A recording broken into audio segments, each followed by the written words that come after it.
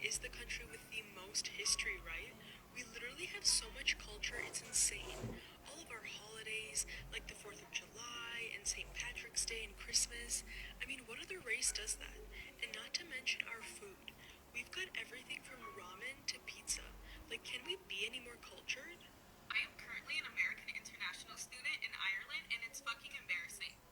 Something I need people to understand is that America is not the respected empire anymore, and they think we're so stupid. Beyond the Irish people, when I have an average conversation with a European, they think we are a joke, they make a mockery out of us, and they treat our politics like a damn reality TV show. I have to constantly remind people that real people's lives are being affected back in America, and I'm fucking worried about them.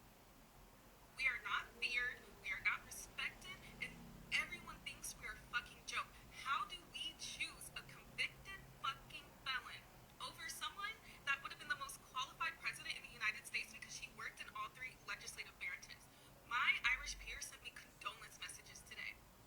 They said, what happened? What is going on? And for the people that are going to sit here and say, yeah, take a coke pill and go ahead and stay out there, I plan on to. I am looking at job opportunities right now. They do not want to go to America. There is no concept of an American dream anymore because they see everything that we're complaining about. At least I can afford my groceries out here. At least I don't have to worry about someone shooting me because guns are banned. At least there is politics out here that are able to be respected and can be done in a cordial manner.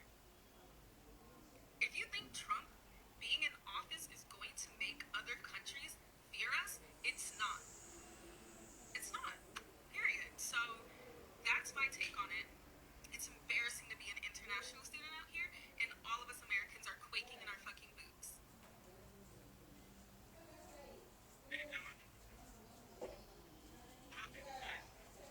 So I saw this video and I also saw how upset people got watching it. And unfortunately, I couldn't stitch it. So basically, this girl and her friend, boyfriend, brother, I don't know, are on the train in Switzerland, and some Americans get on the train, and apparently that's just, they're loud, or I don't know, just American tourists get on the train, and a lot of people were really upset, like a lot of Americans stitched that video. And here's the thing, I'm not defending her, I'm just trying to explain to you what and why this is such a shocker. She filmed this in Switzerland. I live in Germany. Another country that's very similar in terms of culture is Austria. Let me tell you something. Riding the train is one of the most silent experiences you'll have while being in one of these three countries. People don't talk to each other, people don't look at each other unless it's just weird stares, and people are just quiet. Even if you're in a larger group, people will try and talk very quietly. And when they hear loud laughter or people giggling or talking very loudly, even when you're on the phone, oh boy, the stares you get. Okay, the judgment, the people freaking turning around, pointing, like, why are they being so loud? It's just part of the culture. It doesn't necessarily mean you're being loud, it's just everybody likes it quiet, quiet. So yeah, it doesn't necessarily mean, that the people on the train were being loud, it's just people don't like it. And when you're a person of color and you're a little louder, oh boy, it's so much worse. So just trying to explain to you what and why that is. What is it that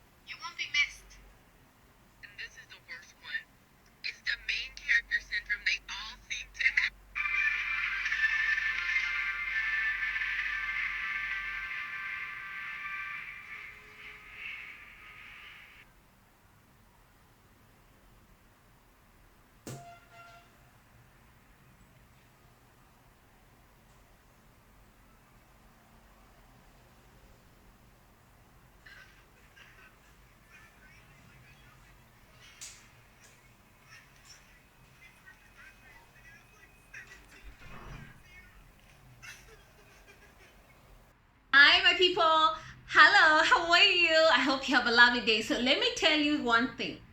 There's one thing about Maga voters. They are so clueless, they are so gullible, and yes, sometimes they don't know how to read the room. So you go abroad and you carry your thoughts. You think whatever it is you believe in is okay. So they went to Mexico and somehow they were given the reality check. You go to a country, you follow the rules and regulation, you literally follow your host behavior. So they were told, hello, come on, you're in our country, so you need to follow our rules and regulation. If you don't follow that, you'll be in trouble. But somehow, because they are MAGA voters, they don't believe in that. They always believe in what they say, what they do is always right. And Kama came home and they were embarrassed, and now they're crying and they are saying, no, no, no, no, no, this is not what we expected. No, no, no, I thought you guys love us. No, no, no, I thought, no. The reality is, when you go to Rome, you do what Romans are doing. When you visit somebody's home, you literally follow the rules and regulation for that home. You are a visitor. You are not the host. You are not the owner. You follow the rules and regulation for that home country. Do you agree? Do you disagree? So stay tuned. Let's watch this video and then we're gonna discuss much more. And please, I'd love to hear from you guys, and kindly subscribe to my channel.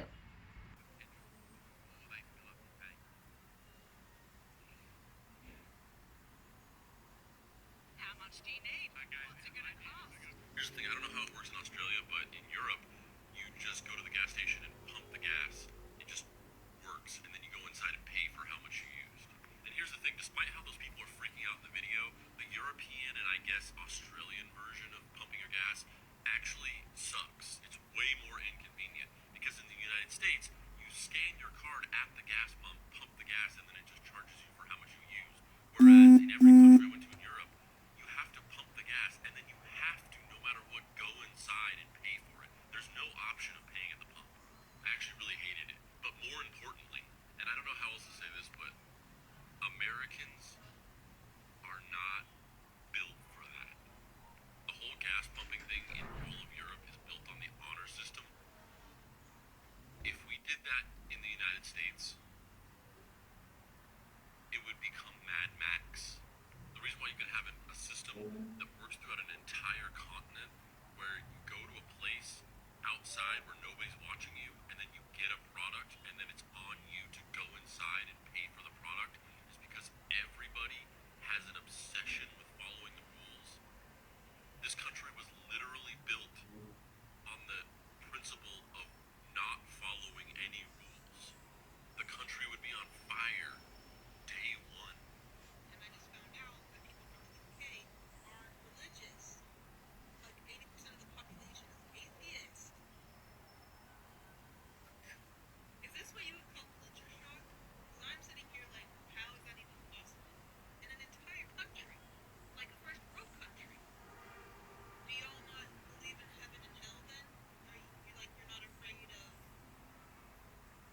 everlasting condemnation? Hello, it's time for part 3 of Americans in the Wild Outside of America, brought to you by Kate Fish. Okay, starting off strong, an American in Scotland was angry with me because I didn't speak with an American accent. She claimed that Scotland is a U.S. state. Next up, I think the problem is that Americans are made to believe that their culture is the default. I work in a popular tourist attraction in Dublin, and an American tourist asked me if all Irish people are descended from Americans. Why? Worked in a hotel in northern Norway. American tourists got pissed that we wasn't able to turn off the midnight sun when they wanted to sleep. Okay, this one is Edinburgh specific. What time's the 1 o'clock gun go off at? Where does the cannonball hit? Pet stores that sell haggis. An American tourist complained about all the planes above Windsor Castle. When she was told that there's an airport nearby, she asked why they built the castle so close to the airport, for the noise was very inconvenient.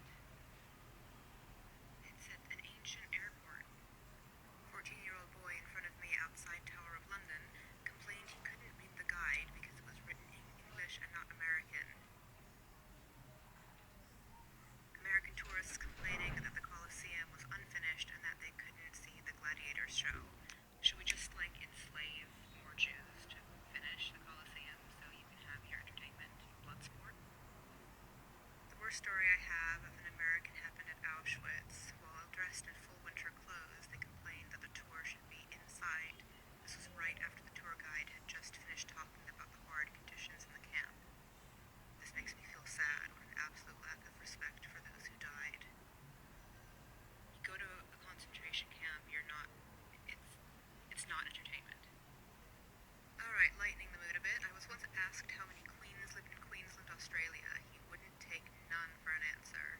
My friend once got yelled at by an American woman because a dollar shop in a small Tasmanian town wouldn't accept her American dollars.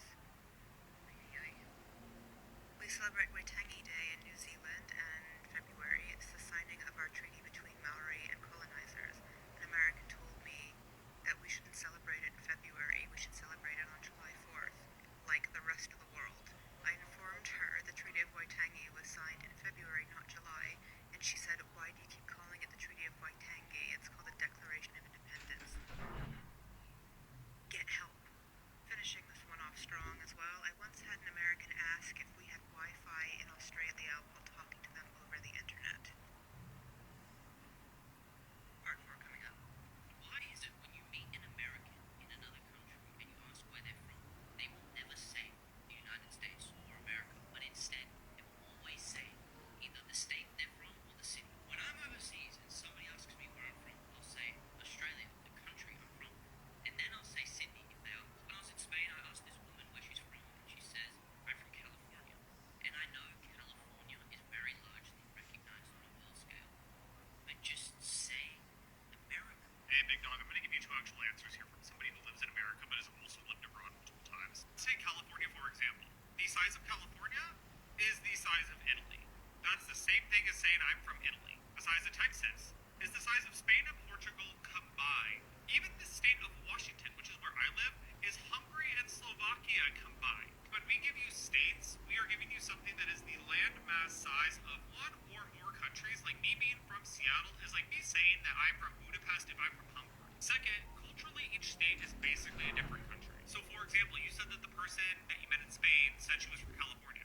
Somebody from California is so drastically different than somebody who's from Texas, or somebody who's from Minnesota, or somebody who's from New York. All of those cultures are so different from each other. They need to tell you what they are from culturally, not just where they are from geographically. I cannot imagine, I've not been to Australia, but I cannot imagine that the Australian cultures are as drastically different as the ones in the US. So you saying you're from Australia is fine. A lot of Australians are probably very similar. In America, anybody from North Carolina is going to be drastically different from somebody from Oregon. Anybody from Washington is going to be very drastically different from somebody from Hawaii. I don't know. I think if people do not understand the concept of the United States generally, it's going to be very hard to grasp why we talk about our geography the way we do on a global scale. Beans on toast. Ew, who would eat that? A democracy your nation was founded on is crumbling before our very eyes. Thousands of children die in schools because guns are more popular than hamburgers. Everybody is homeless and nobody can afford health care. Meanwhile, you have a puppet for a president while the richest man in the world carries his son on his shoulders into a press conference that he doesn't belong at. And also, When you go to Rome, you do what the Romans do. That's what they say, and that is the reality. When you visit somebody's home, literally, as a visitor, you need to follow the rules and regulations. That is what people say, and that is the etiquette. I never said it. It is the reality, is what I found, and it's basically what everybody follows. So when you are a Maga voter, when you go to a neighboring country, or when you travel abroad as a visitor, what you need to do is simple: follow the rules and regulation of your host country. Simple. Don't go with your own opinions. Don't go with your own aggressive attitude. Do not go there and try to assert yourself in a home that doesn't belong to you. And that's basically what happened in this video. That's what you hear when you hear all the voices of people talking about this situation. You're a Maga voter, and now you realize, oh my God, these people don't want anything to do with me. They don't want anything to do with Maga voters at all. Why is that? That is the question. Why are they astonished and wondering why people don't want to embrace them or associate with them? It's a simple. You are a Maga supporter. And why is that people don't want to hear that name? Well, stay tuned, because I'm going to discuss with you all the reasons why people don't like to hear that name, Maga, when you go abroad. Based on reporting from the early 2026, many Maga supporters traveling abroad may feel surprised by cold or hostile reception, often stemming from a disconnect between domestic political perceptions and global view of the American First Movement. This surprise can be analyzed through several critical lenses: the American bubble and information ecosystem. MAGA supporters often consume media that reinforce a narrative of American exceptionalism and global admiration, or conversely, a narrative that the world is jealous of the US. But the reality is, when you are outside there looking in, and you look at America, especially the MAGA voters, the world has a different perception of MAGA voters.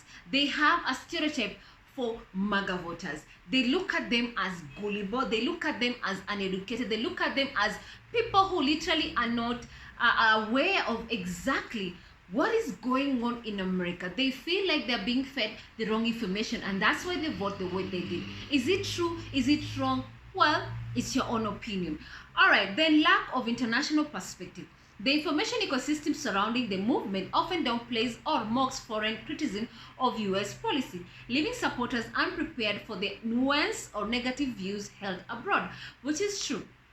MAGA voters live in a bubble where they know they are right. They always believe they are right, and other people they are wrong. If you have the different political view, they say you are wrong, you don't belong to with them, and they will not listen to you and they will ignore you. MAGA voters live in a bubble where they believe everything they do, everything they think, everything they say is right. If you have alternative opinion, you are wrong, and they don't want to hear from you, and they don't want to listen to you, which is what exactly that is happening. So when they travel abroad and they hear a different perspective, they get shocked and wonder why are people not happy to be associated with them. Also, for many, the MAGA identity is deeply personal, rooted in belonging and pride. When this identity is rejected, it is experienced as a personal attack rather than a political critique, leading to surprise and frustration. Majority of MAGA voters, they carry that MAGA badge as part and parcel of their identity. So when they go outside there and they get rejected and people don't want to associate with them, they feel like as if they have been personally attacked, like personally being rejected, forgetting the fact that MAGA is literally not about you. It's just your views politically. That's what people are not embracing about you. Also, the American first foreign policy approach is viewed in many countries, particularly in Europe and Canada, as abandonment, instability, and hostility. Remember, right now the world operates like a global village. People are interlinked. Countries are interlinked all over the world. If you want something from country A, country B will want something from country A. And that's how the world is operating right now. So if you end up saying, I don't want to associate with you because I want to focus on me, and yes, then you end up disrupting the whole global supply chain, and people will look at you back with hostility because in one way or another, you have disrupted the way of living for the whole world, while you are thinking about you, forgetting the fact that one day, one time, you also want something from country A that you really need for them to give it back to you. And that's basically what's happening right now in America. Like I said, the world operates like a global village right now. People, countries are interlinked as we speak. Also, international public often strongly oppose specific MAGA positions on climate change, trade tariffs, immigration, and foreign relations. Yes, policies, each country has different policies, each country has its own interests, each country look at itself and put priority on his or her policies and what benefits her people, which is true. And that's basically what has literally made some countries to clash as a result of different viewpoints and what they're looking for. So yes, the trade tariff that happened the other day, it really affected the whole world. And countries right now, they're so insecure and so feel vulnerable as a result of that tariff war, and they're not happy about it. And right now, as we speak, people are being forced to pay extra amount of money to buy a certain commodity because of this tariff war. If you don't believe me, check your grocery prices and ask yourself, why are they double the price of what you normally used to pay? That then, when you get the answer, just know it's as a result of that tariff war, the tariff war that happened the other day. Also, as indicated in reports from 2025 and 2026, local populations may become aware of a traveler political leaning via social media or overt display, resulting in immediate association with these unpopular policies. So the us versus them paradox. The movement thrives on creating strong in-groups loyalty. Supporters may expect that their personal enthusiasm for their movement will be understood or respected even if others disagree, which is true. You expect other people to agree with your viewpoint. Also, other groups expect you to agree on their viewpoint. So we can agree to disagree, or we disagree at the same time, because each and every person has a right to their own opinions, have a right to their own votes, have a right to their own beliefs and system and culture. So we can agree to disagree, but at the end of the day, we need to understand, we need to respect each other's viewpoint. So there is the us and the versus, and there is us versus them paradox which exists, and that's what literally bring a divide in all sectors. Surprise at global resistance. When faced with a global community that finds the movement ideology divisive or harmful, supporters are shocked to find themselves treated as unwelcome outsiders rather than respected American tourists. So, in summary, the surprise experience by Maga voters abroad often stems from a stark confrontation with a global perspective that contradicts their local experience, where their political identity is not met with approval but disapproval of the policies and rhetoric they support. One thing is for sure, Maga voters, they need to come to terms with, when you go to a different country, please respect their rules and regulation. Don't carry your policy, your political viewpoint, and try to assert it to that host country or that country you're traveling to, because at the end of the day, they're going to look at you differently, they are going to reject you, and you're going to feel embarrassed, you're going to feel in a certain way because, well, these people don't want to embrace my political view. As normal human beings, that's our nature. We don't like rejection. Nobody likes rejection. We all want to be loved. We all want to be liked. That is our nature as a human being. And when you face rejection, you always feel bad, you feel pain, and you feel embarrassed. And yes, sometimes you can lash out in anger because you are not happy with the situation you find yourself. And that's basically what happened in this situation. This Maga voter, they travel abroad, and somehow they were surprised and shocked when they realized people are not happy about the whole Maga thing. They don't want to embrace them, they don't want to associate with them, and they're not happy of them being among us, them in that country of theirs. Is it right? Is it wrong? Well, we all have different perspective. We all have different political belief. We all have different culture at the end of the day. So we each and everybody has their own right and beliefs. So to each their own. Whether it's right or wrong, it's upon you. But the reality is, we can agree to disagree. We can coexist with our own different point of viewpoint, as long as we learn to coexist and we live peacefully. Let me know what your thoughts are. I'd love to hear from you guys, and kindly subscribe to my channel. I'd love to hear from you guys. Thank you so much. My name is Nishika, and this is Nishika Talk.